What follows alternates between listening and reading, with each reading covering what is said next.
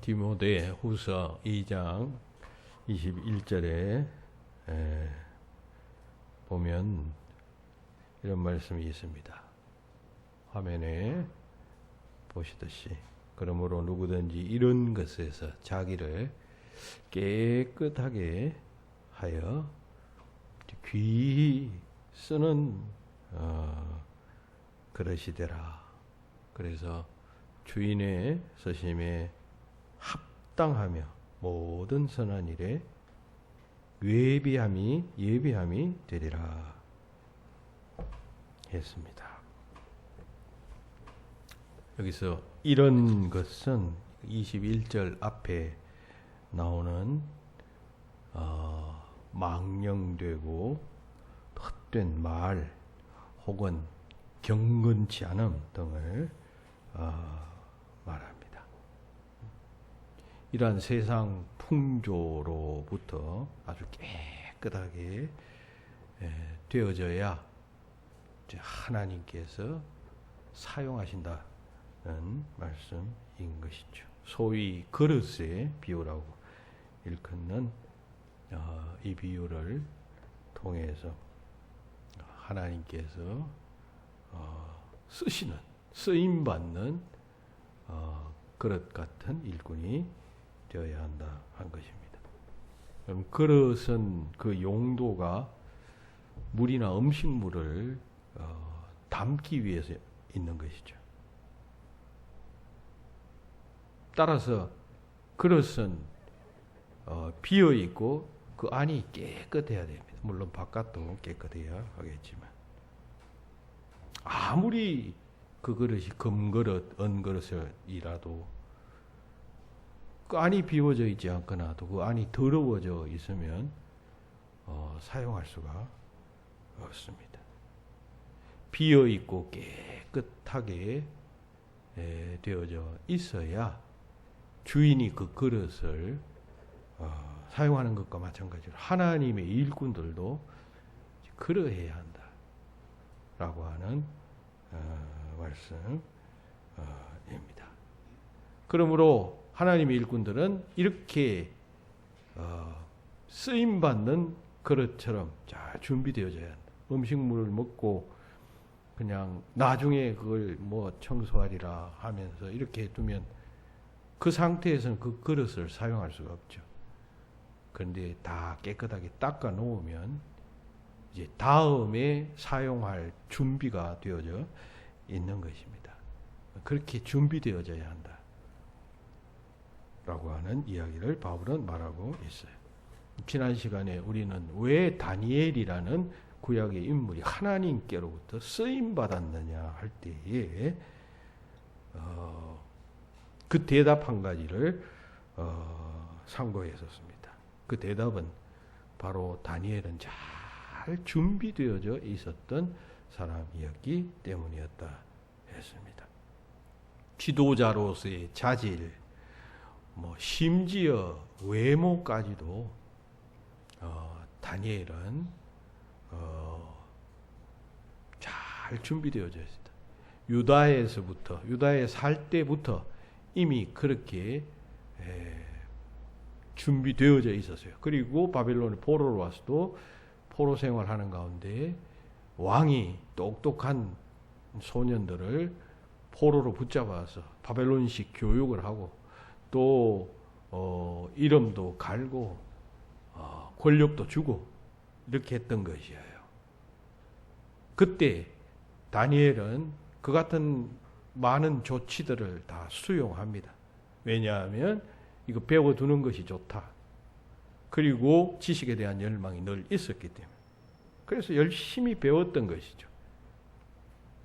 그랬더니만 왕이 나중에 지난 주일날 우리가 살펴본 바와 같이 그 나라의 총리로 삼고 그리고 그 세 친구들은 다 각 도회에 중요한 도회에 그냥 권력자로 오늘날로 치면 도지사와 같은 자들로 삼게 됩니다.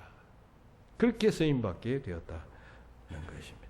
잘 준비된 자를 하나님께서는 사용하신다는 사실을 잘 알고 우리가 신앙생활 할 때도 또 무엇인가 거룩한 영적인 하나님의 일을 하고자 할 때도 신앙적으로 잘 준비되어져 있어야 한다라고 했습니다.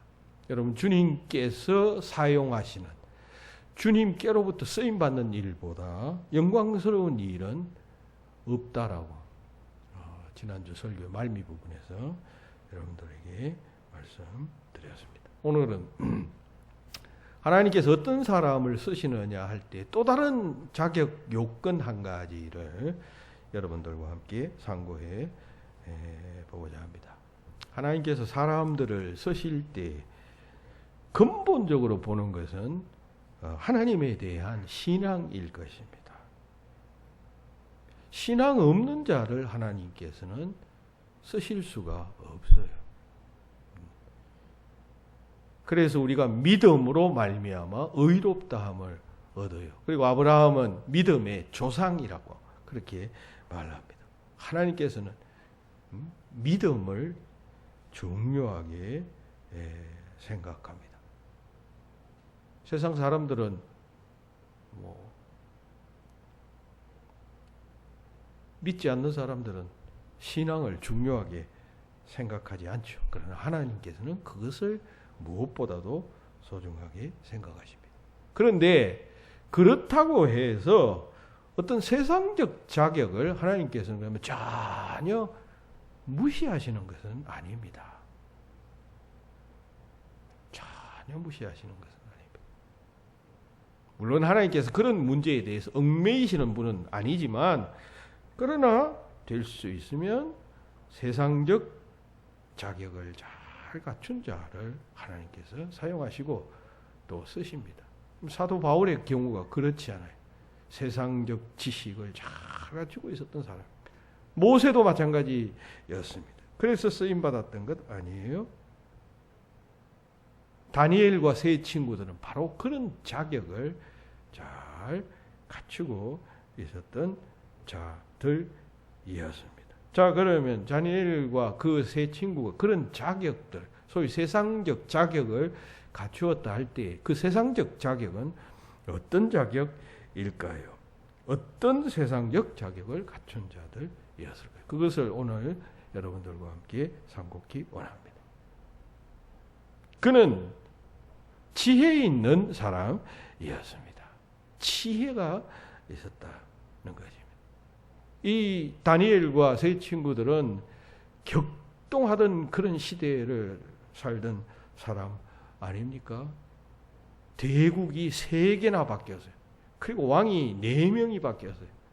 그러한 와중에서도 다니엘은 교체되지 않고 애굽의 그 나라의 총리 대신, 각 나라의 총리 대신으로 섬기면서 사람들로부터 하나님께로부터 귀하게 쓰임 받았는데, 그 이유 중에 하나는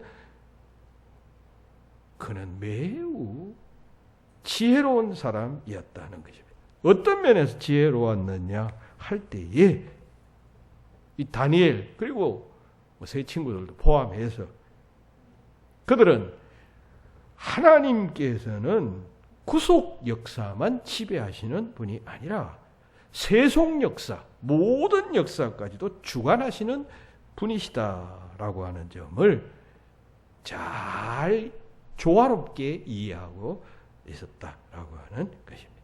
그 점에서 지혜로웠다. 그런 이야기죠. 다시 말해서 성과 속을 조화롭게 받아들이는 지혜가 그들에게 있었다. 그런 이야기입니다. 뒤에 또 이야기하겠습니다. 우리가 신앙생활 잘하면 세상과는 단절하고 이 세상에 대해서는 관심을 가지지 않고 이런 태도를 취하는 사람들이 있습니다. 너무 분리적인 태도를 취하는 사람들이 있는데 이게 지혜롭지 못하다. 그런 이야기를 지금 제가 하고자 하는 것입니다. 다니엘과 그 세 친구가 바벨론의 포로로 끌려오게 되었습니다. 그때 바벨론 왕이 그들에게 요구한 것은 5가지입니다. 그 5가지는 화면에 나타난 바와 같대. 4절에서는 교육을 받아라. 바벨론식 교육을 받아라. 두 번째는 바벨론의 공직을 받아라. 그리고 7절에서는 이름을 바꾸라. 그리고 5절에서는 기름진 음식을 먹어라. 그리고 3장 5, 6절에서는 신상에 절하라 라고 하는 것이었어요. 5가지를 그들에게 요구했는데 이 다니엘과 친구들은 그 앞에 3가지는 아무 저항 없이 그대로 수용합니다. 받아들였다라고 하는 것입니다. 뒤에 2가지는 이제 순종하지 않죠. 그 순종하지 않는 모습이 오늘 본문 속에 잘 나타나 있습니다. 그런데 여기서 우리가 주목하고자 하는 것은 앞에 3가지를 다니엘은 수용했다. 저항 없이 받아들였다라고 하는 점입니다. 바벨론 왕이 그들에게 바벨론식 교육을 받아라. 그리고 이름을 바꾸라. 바벨론에서 하사하는 공직을 받아라 라고 했을 때 여러분 생각하기에 따라서는 이렇게 그들이 생각할 수도 있지 않았겠어요? 어떻게 생각하느냐면 아니 우리는 우리 원수의 나라, 우리나라를 멸망시킨 그 나라의 공직자가 될 수가 없다. 어떻게 우리나라를 멸망시킨 그 나라에 들어가서 그 나라 왕에게 우리가 충성을 할 수 있단 말인가. 그리고 우리는 하나님의 선민이 아니냐. 그리고 우리의 이름 속에 히브리인들의 이름 속에는 다 뜻이 있어요. 그걸 소중하게 생각을 했어요. 그런데 이것을 바벨론식으로 바꾸라고 옛날 우리가 일제 36년 동안 치하했을 때 창시개명했죠. 진짜 애국자들은 일제에 순종하지 않았죠. 저항했죠. 그것이 진정 애국자적인 태도가 아닌가라고 말할 수가 있었습니다. 바벨론의 모든 요구, 왕의 요구와 회유를 강경하게 거부하는 것이 하나님의 선민으로서 또 애국자로서 바른 태도가 아닌가라고 생각할 수 있었습니다. 그런데 그들은 왕의 5가지 요구 중에 3가지는 저항 없이 수용했다는 것입니다.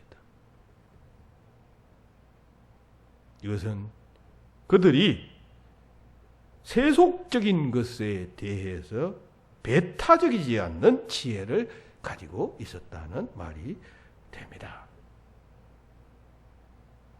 그들은 세상적인 학문과 그리고 세상적인 지식을 전부 아니면 전무라는 식으로 배타적으로 거부하지 않았다라고 하는 얘기입니다. 여러분 오늘날 교회에서는 세속과 성을 너무 구별하다 보니까 교회 안에 필요한 인물 혹은 지도자로는 교회가 잘 키우는데 교회 밖에 필요한 지도자로는 교회가 사람들을 키우지를 못해요.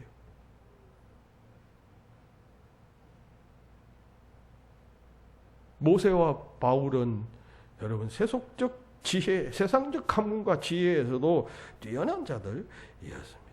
하나님께서는 결코 세상적 지혜나 학문을 무시하시지 아니하십니다. 크리스찬들은 교회 안에서만 큰 소리 치는 자가 아닌 세상을 변화시킬 지도자가 되어져야 합니다. 교회는 또 그런 자를 키워야 합니다. 뉴스 앤 넷 사이트라고 하는 그런 블로그에 보니까 2015년에 보도된 기사가 있어요. 분당 중앙교회라고 하는 교회가 20년간 시행해온 인재 양성 사역 성과를 보고하는 그러한 내용이었습니다. 1991년에 이 교회가 설립되었다고 그래요.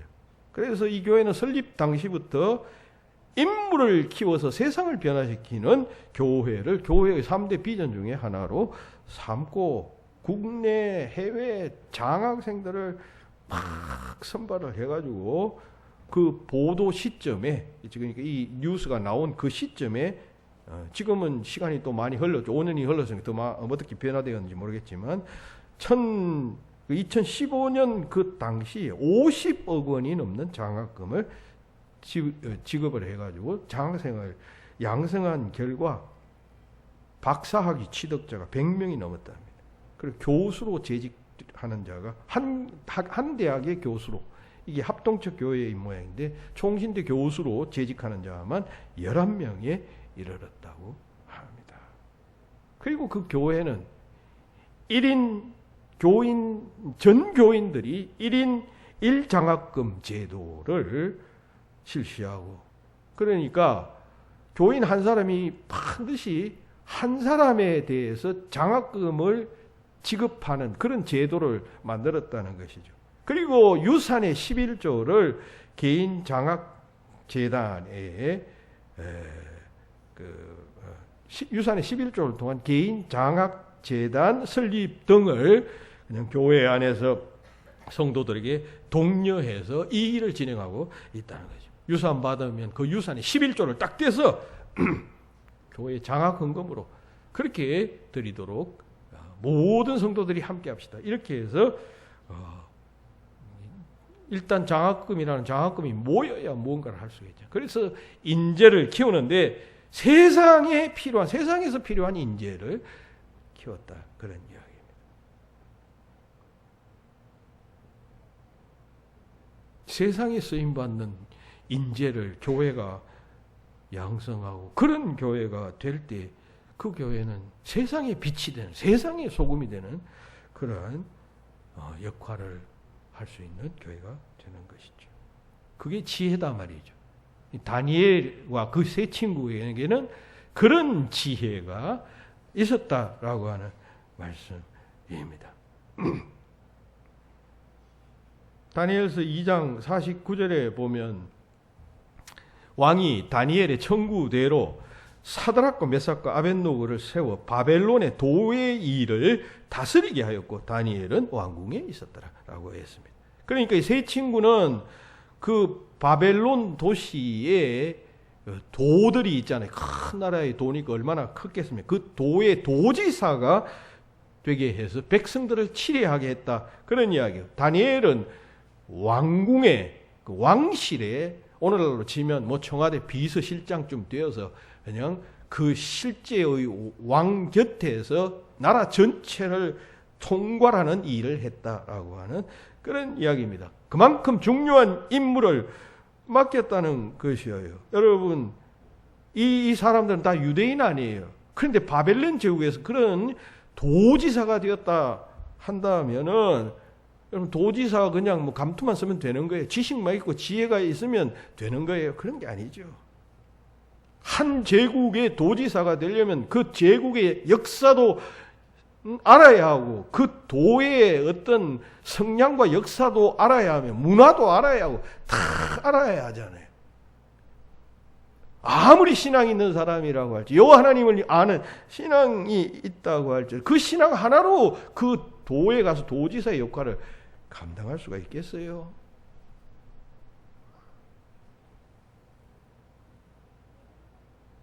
그런 점에서 다니엘과 세 친구들은 세상의 지혜와 학문과 그리고 지식과 그리고 권력들도 이용하고 사용할 줄 아는 자들이었다. 그 점이 지혜로웠다. 그래서 하나님께서 그들을 사용하셨다. 그런 이야기인 것입니다. 그럼 성경에 보면 무드셀라라고 하는 인물이 창세기에 나와요. 무드셀라는 세상에서 제일 오래 살았던 사람입니다. 그런데 그는 최고로 오래 살았지만 아무것도 한 일이 없어요. 성경 속에서 창세기에 무드셀라 이름이 나오고 그리고 뭐 신약 성경이나 다른 성경에서 무드셀라를 인용한 자가 없어요. 그는 그냥 오래 산 것으로만 유명해요. 아무것도 한 일이 없어요.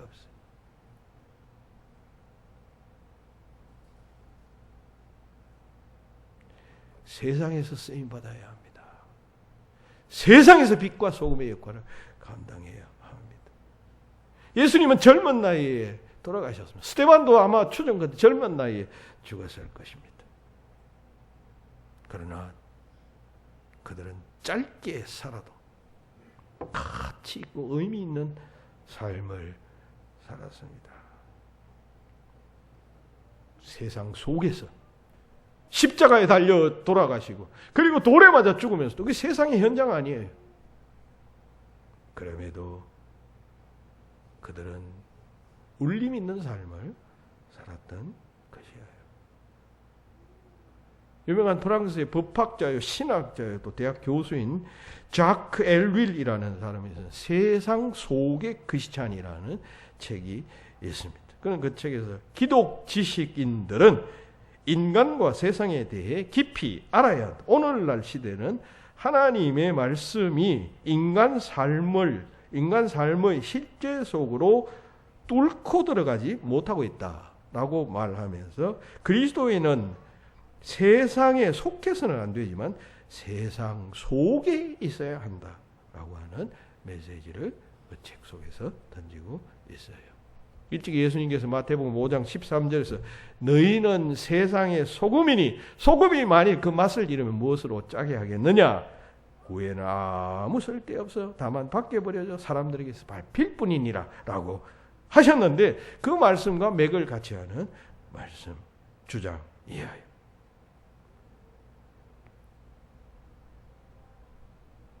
신앙과 세속에 대한 지혜 혹은 소양 그것이 있는 자가 하나님께로부터 쓰임받습니다. 다니엘과 그 세 친구들은 여러분 그런 신앙이 있었을 뿐만 아니라 세속사회의 그 학문과 그리고 공직에 대한 이해, 권력에도 관심을 가지고 그것을 받아들인 것이에요. 뭐 따지면 뭐 순수를 따지면 원수의 나라에서 주는 뭐 관직을 내가 못 받는다. 뭐 그냥 그런 뭐 그냥 태도를 취할 수도 있었지만 그러나 그것을 받아들일 것은 받아들이는 것이에요. 거부해야 할 것은 거부하지만 받아들일 것은 지금 받고 있단 말이에요. 지금 다니엘이 그 왕이 다니엘에게 5가지를 요구했는데 그 5가지 중에 지금 3가지를 받아들였다는 점에 우리가 지금 주목하면서 그것은 그들의 지혜였다라고 하는 점을 말씀하고 있는 것이에요. 여러분 생각해 보세요. 다니엘과 세 친구가 그 도에 나가서 도지사와 같은 역할을 행할 때 그 유대교 신앙만을 그냥 배타적으로 고집을 하고 그 도민들에게 그걸 강요를 하고 했다면 그 넓은 지역에 살고 있던 수많은 이교도들과 불신자들을 어떻게 다스릴 수가 있었겠습니까? 그렇다고 신앙을 포기했다 그런 말은 절대 아닌 것이죠. 그들은 이 세상을 향한 그 구속사 바깥의 세상을 향한 하나님의 의지와 뜻이 있다. 그것이 무엇인가? 그것을 볼 줄 아는, 이해할 줄 아는 지혜를 가졌었다라고 하는 것입니다. 그래서 그들은 하나님께로부터 크게 쓰임받을 수 있게 되었던 것입니다. 오늘날 많은 교회들은 교회 안에 자라나는 2세대들을 교회를 위해서는 쓰임받는 자로 키우지만 세상에 대해서는 굉장히 무지하고 무능한 자로 키우는 교회들이 많아요. 그러면 그 2세대들이 자라나서 교회의 일꾼이 되고 지도자가 되겠죠. 그러면 세상에 대해서 모르니까 무지하니까 자꾸 담을 쌓게 됩니다. 응? 신앙은 교회 안에서 세상과는 상관없는 것. 자꾸 담을 쌓게 됩니다. 그러면 담을 쌓게 되면 교류가 안 되죠. 그렇게 되면 사회로부터 점점 여러분 격리되게 됩니다. 그러면 상식이 지배하지 않는 교회가 된단 말이죠. 우리 노예 그 조기 은퇴하신 그 일산의 그 광성교회 목사님이 늘 만나면 강조하는 이야기가 상식이 통하는 교회가 되어져야 한다. 그런 이야기를 해요. 왜냐하면 교회 안에 너무 비상식적인 사고를 하고 있고 세상 사람들도 상식적으로 생각하는 사고를 하지 못하는 사람들이 너무 많기 때문에 상식이 통하는 교회가 되어야 한다. 그런 이야기를 늘 하시는 걸 제가 들었습니다. 일리가 있는 말이에요. 여러분, 하나님은 교회 안에 갇히신 하나님이 아니시잖아요. 교회의 주인이시고 다스리시고 하시는 분이시지만 거기에 갇혀버리는 하나님이 아니에요. 하나님은 교회의 주인이시지만 세상과 우주와 역사의 주인이기도 하신 것이에요. 그러면 하나님의 백성들은 하나님께서 이 교회 밖 세상을 어떻게 다스려 가시는가에 대해서도 통찰할 수 있어야 하고, 그렇게 하기 위해서는 세상적인 학문과 세상적인 분위기와 그리고 그 세상의 흐름에 대해서, 다시 말해서 문화에 대한 이해가 있어야 하는 것이죠. 그것이 불신자보다 뒤처져서는 결코 아니 되는 것이죠. 다시 말해서 이 다니엘과 그 세 친구들은 상대적인 것, 문화와 절대적인 것, 신앙을 조화롭게 이해하는 지혜를 가지셨다라고 하는 것입니다. 독일의 유명한 현대신학자인 그 판넨베르그라고 하는, 볼파르트 판넨베르그라고 하는 분이 있어요. 그 독일의 그 몰트만 교수와 함께 그 현대신학의, 희망의 신학의 아주 큰 족적을 남깁니다. 지금은 돌아가셨어요. 그런데 이분은 미넨 대학교의 신학부 교수로 있었는데, 원래 이 미넨 대학은 카톨릭 신학이 주류였어요. 이 외국에서는 어떤 한 신학을 공부할 때 카톨릭과 개신교 신학이 이렇게 공존합니다. 우리는 뭐 어림없는 이야기지만, 그런데 그 카톨릭 신학이 지배하는 그곳에서 이분이 개신교 신학부를 만들어 가지고 현대 신학을 주도적으로 이끈 그야말로 유명한 분이신데, 이분이 한 말씀 가운데 유명한 말이 있어요. 역사로서의 계시라고 하는 그런 말이 있어요. 그건 뭐냐 하면은 하나님의 계시가 역사로 나타난다라고 하는 이야기예요. 그 역사가 하나님의 계시의 최대의 장이고, 역사가 하나님의 계시의 가장 큰 도구라는 것입니다. 그러니까 여러분, 우리는 신구약 성경 속에 나타난 언급들, 이 언급들을 통해서 하나님께서 역사하신다라고 말하며 믿잖아요. 그걸 우리가 구속사라고 이야기를 해요. 그런데 맞는 말이죠. 그런데 하나님께서는 그런 구속사뿐만 아니라 인류사와 자연사와 같은 그런 세속 역사를 통해서도 하나님께서 우리에게 계시하신다라고 하는 그런 이야기를 한 유명한 사람이고, 역사로서의 계시라고 하는 말은 바로 그런 말이에요. 그러니까 이 사람은 성령의 역사와 교회의 역사를 가리키는 그런 구속사와, 그리고 그 구속사 바깥에 있는 세계사를 합쳐서 보편사라고 하는, 소위 유니버셜 히스토리라고 하는 유명한 말을, 개념을 만들어낸 자였습니다. 그러니까 이 보편사가 하나님의 계시의 장이다, 그런 이야기. 여러분, 그렇게 본다면 우리가 세상 역사를 절대로 도외시할 수가 없죠. 상식적으로도 생각해 보세요. 하나님께서 여러분 세상을 다스리고 세상을 창조하시고 우주를 다스리시며, 그리고 역사의 시작과 끝을 주장하시는 분이시라면, 그럼 교회 안에서만 하나님께서 교인들 붙잡고 지금 역사하시는 뭐 그런 제한된 하나님은 결코 아니시잖아요. 우리가 잘 아는 복음서에 마르다와 마리아에 대한 기사가 있어요. 그때 그 보면 그 예수님께서 십자가를 지시기 얼마 전에 그 마르다와 마리아의 집, 소위 나사로의 집을 방문하신 기사가 있죠. 이때 언니였던 마르다는 예수님이 오셨으니까 막 열심히 부엌에서 막 그냥 음식을 만들으라고 분주했습니다. 그러나 동생 마리아는 예수님의 발치 부근에 앉아서 예수님의 음성, 예수님께서 말씀하시는 것을 경청했다라고 하는 그런 기사, 여러분 다 잘 아시죠? 전통적으로 이 본문을 두고 교회에서는 일보다 주님의 말씀을 듣는 것이 우선이다 라고 하는 설교를 이 본문으로 주로 해왔었는데, 판넨베르그의 관점에 알 것 같으면 마리아는 언니 마르다보다 역사의식이 있었다. 그리고 역사 감각이 있었으므로 주님께서 칭찬하신 것이다 라고 우리가 이해할 수가 있어요. 왜냐하면 이때 예수님께서는 지금 마리아에게 십자가를 지실 날이 얼마 남지 않았어요. 그래서 마지막으로 가장 사랑하는 친구의 집을 방문해서 유언과도 같은 말씀을 지금 마리아에게 하신 것이에요. 즉, 내가 지는 십자가의 의미는 무엇이고 이 십자가는 인류와 역사에 대해서 어떤 의미를 가지고, 그렇잖아요. 여러분, 예수님의 십자가는 인류 역사를 완전히 뒤바꾸어 놓은 사건이 되었잖아요. 그러니까 그런 어떤 메시지를 이 동생 마리아에게 이야기했을 것이다 라고 추정할 수가 있겠습니다.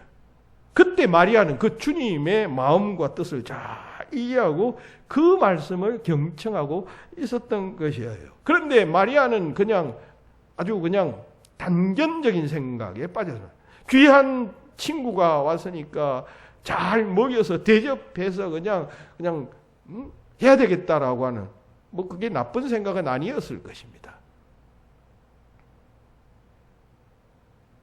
그런데 이 마리아와는 달리 이 보편 역사에 대한 감각이 전혀 없었어요. 그러나 마리아는 그 반대였다 말입니다. 그러니까 주님께서는 그 마리아가 옳다라고 하신 것이다 라는 것이에요. 그렇지 않아요?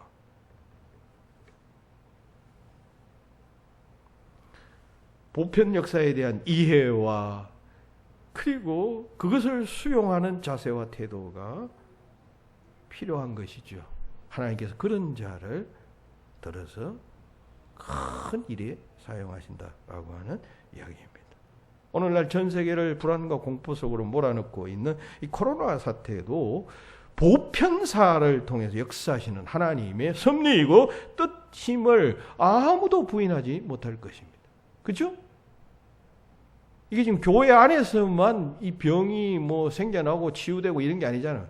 모든 전 세계에서 종교를 초월해서 인종을 초월해서, 그러면 하나님이 이 사건 속에 아무런 간섭도 개입도 안 하신 것이라고 말할 수가 없잖아요. 모든 역사와 그냥 사건은 다 하나님의 섭리에 의해서 되어지는 것인데, 공중에 나는 새 한 마리, 여러분 드리핀 백합화 한 송이도 하나님께서 먹이시고 입히시는데 이 수많은 사람들이 죽고 넘어지고 하는 이 일에 하나님께서 간섭하지 않으신다 말할 수 없는 것이죠. 이 보편사 속에서 하나님께서 무엇인가 역사하신다는 것입니다. 무엇인가 말씀하시고 계신다는 것입니다. 그러면 그게 무엇일까? 하나님께서는 무슨 일을 하실 것인가? 무슨 일을 하고 계시는 것일까? 왜 이러시는가? 그럼 여기에 대한 통찰과 이해와 관심을 가지는 자가 여러분 진정 하나님에 대해서 바르게 이해하는 자 아닐까요? 서기 165년에서 180년 사이에 오늘날 그 천년도로 추정되는 안토니우스 병이라는 그런 전염병이 전 유럽에 확 퍼져나가게 되었습니다. 그래서 유럽 전역에 500만 명이 목숨을 잃었다고 합니다. 500만 명이 죽었답니다. 이 병으로. 그런데 정확히 같은 시기에 그 전염병이 창궐하여 사람들이 500만 명이나 죽을 그 시기에, 똑같은 시기에 그리스도인들은 거의 50만 명이 증가했다고 합니다. 사람들이 이렇게 죽어나가는데 그리스도인들은 50만 명이 증가했다. 그 정확한 이유는 밝혀지지 않았지만 의심할 바 없이 이때의 기독교인들은 아픈 사람들을 돕기 위해서 몸을 바쳐서 헌신했어요. 두려워하지 않고, 그 전염병을 두려워하지 않고 그들 속에 들어가서 그들을 도와주며 그냥 병을 치료해 주었다, 그 말인 것이죠. 그랬더니만은 이 복음이, 기독교가 많은 사람들에게 그냥 신선한 충격을 줬던 것이. 그래서 많은 사람들이 복음애로 돌아오게 되고 예수를 믿게 되었던 것입니다. 그렇게 볼 수 있는 것은 또 다른 근거를 통해서 유추할 수 있는 것이에요. 4세기의 유명한 교회의 역사가였던 유세비우스라고 하는 유대인이 있습니다. 이 사람은 크리스찬이 아니에요. 근데 4세기의 교회의 역사가인데 서기 263년, 그러니까 3세기죠. 3세기에 또 그 지역에 세계적인 전염병이 확산되어졌는데 그 확산 과정에서 기독교인들이 어떻게 했느냐에 대해서 역사가니까 기록으로 남겼어요. 그 기록 내용을 여러분들에게 소개해 드리겠습니다. 유세비우스가 본 기독교인이어요. 그 전염병 창궐 상황에서. 그는 이렇게 말합니다. 기독교인 대부분은 넘치는 사랑으로 형제와 같은 친자를 아끼지 않았다. 그들은 서로 굳게 붙잡고 격려하며 병든 사람을 두려워하지 않고 찾아다녔으며 그리스도를 섬기면서 지속적으로 사역하였었다. 그리고 그들은 전염병에 걸린 다른 사람들의 고통을 감수하고 도우면서 기꺼이 고통을 받았다. 그리고 전염병에 걸린 사람들과 함께 행복하게 죽었다. 그들은 항상 예의의 표현으로만 사용하던 말들을 실제 행동으로 옮겼다. 그래서 기독교가 온 세상에 퍼져나가게 된 것입니다. 그렇다면 어쩌면 하나님께서 오늘 이 시대에 우리 그리스도인들에게 과거의 그 팬데믹 시대 때의 그리스도인들이 취했던 그러한 응답을 요구하시고 계시는지도 모릅니다. 하나님 나라의 완성을 더 재촉하시기 위한 하나님의 계획의 근거에서 오늘 이 시대에 살고 있는 그리스도인들이 그 자리에서 참으로 하나님의 합당한 부름받은 일꾼과 그리고 소명받은 자로서 세상 속에 들어가서 자신이 전염당하고 위험에 처할지도 못하는 그런 상황에서 참된 그리스도인으로서의 사명을 감당하라고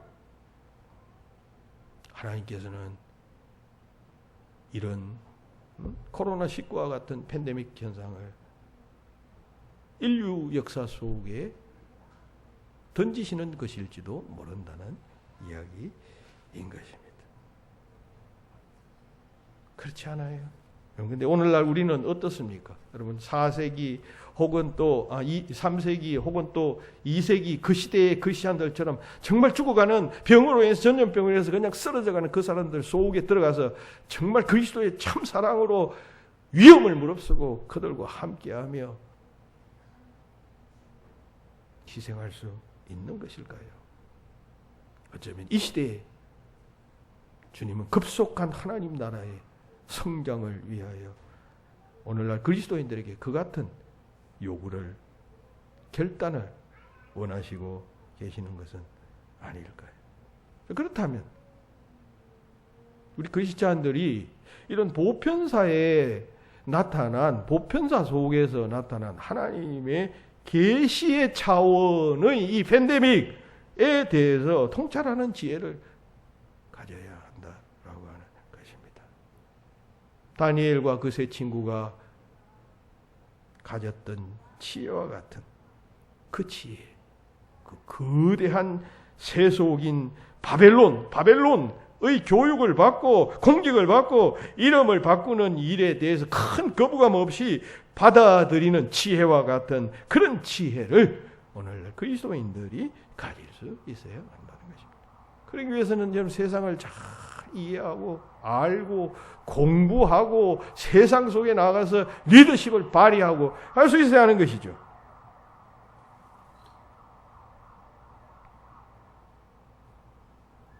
말씀을 닫습니다. 우리는 다니엘과 그 세 친구들처럼 보편 역사까지 섭리하시는 하나님은 그런 하나님이심을 분명히 알기 위해서는 세상에 대한 이해와 또 세상 역사 속에서 세상에 들어가 그리스도인들이 어떤 일을 해야 하는가 그것도 알아야지요. 그리고 이 세상에 대한 지식뿐만 아니라 역사, 문화까지도 다 알아야 세상 속에서 역사하시는, 보편 역사 속에서 역사하시는 하나님에 대한 우리의 지식의 폭이 점점 더 넓어질 수가 있는 것이에요. 이것은 우리가 세속적으로 되라라고 하는 이야기는 아닌 것이죠. 하나님의 백성으로서 자기 정체성을 분명히 가지고 세상 속에 들어가서 세상을 변화시키고 움직일 수 있는 우월자들이 되어져야 하는 것입니다. 이게 지금 제가 너무 그냥 큰 이야기를 해서 여러분들 뭐 공감이 안 되실지 모르겠지만 범위를 좁혀 보십시다. 작은 마을이나 동네에서 그리스도인들은 그들 속에 들어가서 녹아지는 소금이 되고, 그리고 불빛을 밝히는 등불이 되어야 하는 것이에요.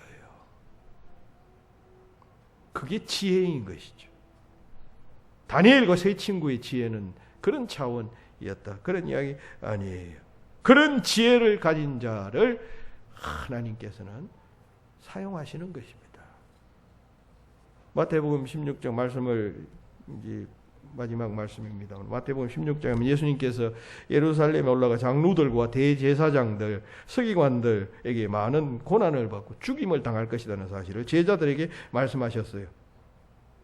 그때 베드로가 하는 말이죠. 주여, 그리하지 마시옵소서. 이 일은 결코 주께서 미치지 아니하겠습니다. 우리가 일을 맡겠습니다. 이런 뜻이었죠. 그래서 예수님께서 하시는 말씀이, 사탄아, 내 뒤로 물러가라. 너는 나를 넘어지게 하는 자로다. 내가 하나님의 일을 생각하지 아니하고 도리어 사람의 일을 생각하는도다 하셨어요. 여러분, 이 장면을 한번 깊이 생각해 보세요. 베드로는 나름대로 예수님을 생각하고 그냥 예수님을 위해서 그냥 예수님을 너무나도 좋아하고 사랑하기 때문에 예수님을 아끼는 마음으로 여러분 이 이야기 했을 것입니다. 그런데 예수님은 사탄아 물러가라 말씀하셔요.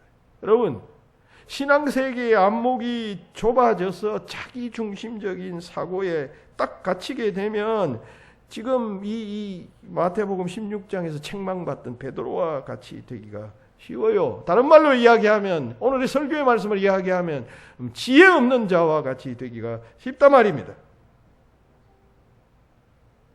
하나님은 여러분 우리의 생각과 우리의 바람과 이 모든 것을 초월해서 스스로 하나님 자신의 역사를 계획하시고 운행하시고 이끌어 가시는 분 아니에요. 그러면 우리가 그걸 자꾸 발견하고 그쪽을 자꾸 따라가도록 해야지. 자꾸 하나님을 끌어내려서 내 삶 속에 나와 같은 차원으로 함께 갑시다. 자꾸 이것만 요구하면 안 된다 이 말이에요.